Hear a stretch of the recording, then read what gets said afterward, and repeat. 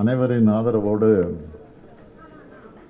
நமது திராவிட மாடல் அரசின் 1 டிரில்லியன் பொருளாதார இலக்கை எட்டிடும் முயற்சிகளில்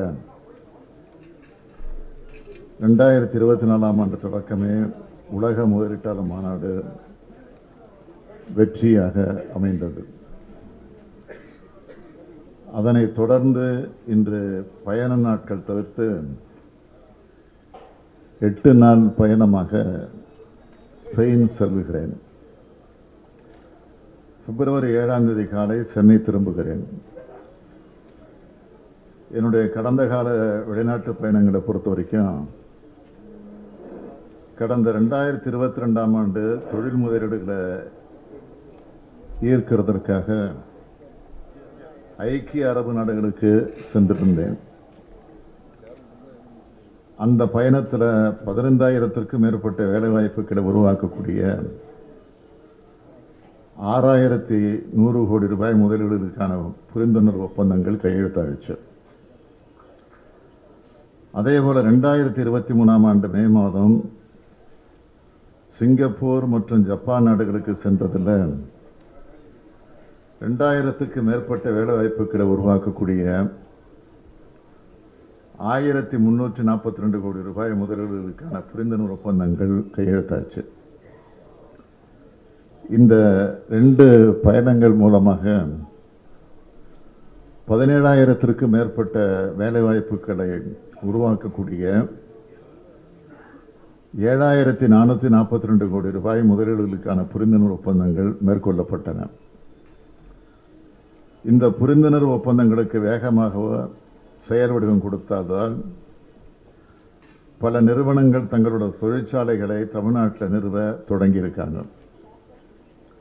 எடுத்துக்காட்டா ஜப்பான் நாட்டை சேர்ந்த ஓம்ரான் மற்றும் மிட்சுபிஷி போன்ற நிறுவனங்கள் தங்களுடைய தொழிற்சாலைகளை நிறுவ தொடங்கிட்டாங்க. குறிப்பாக சொல்லணும்னா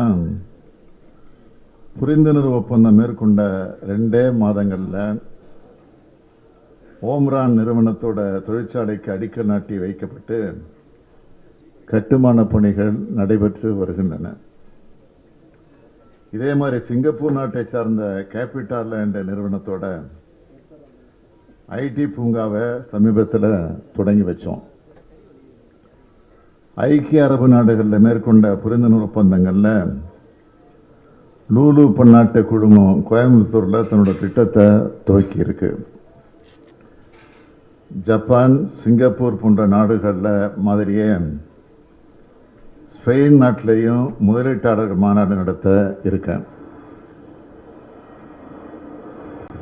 ஸ்பெயின் நாட்டை சேர்ந்த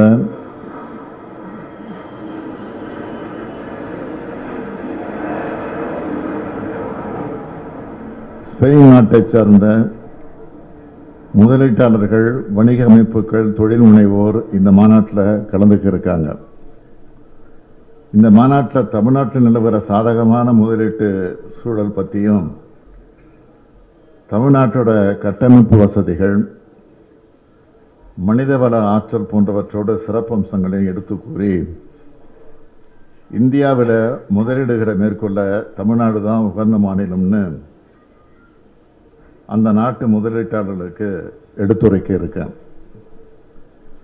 இந்த பயணத்தின் போது ரோஹா மற்றும் கெஸ்டாம்ப் உட்பட சில பெரும் தொழில் நிறுவனங்களுடன் இன்வெஸ்ட் ஸ்பெயின் என்னும் முதலீட்டு அமைப்புடன் நேரடி பேச்சுவார்த்தைகளை மேற்கொள்ளப்பட இருக்கு. இந்த பயணத்தின் மூலமா ஐரோப்பிய நாடுகளோட கவனத்தை ஈர்த்து அந்த நாடுகளில் இருந்தும் முதலீடுகளை பெருமளவு ஈர்க்க முடியும்னு நம்புகிறேன். எனவே உங்கள் அனைவருடைய வாழ்த்துக்களோடு இந்த பயணம் வெற்றி பெற வேண்டும் என்று நினைக்கிறேன். வெளிநாட்டு பயணம் வெற்றியடைய வாழ்த்துக்கள். அதாவது பெரிய நிறுவனம் ஏதாவது வர வாய்ப்பு இருக்கிறதா? எவ்வளவு எக்ஸ்பெக்ட் பண்றோம் sir? Investment how much crore sir? நான் போயிட்டு வந்த பிறகு அதெல்லாம் விளக்கமாக சொல்கிறேன்.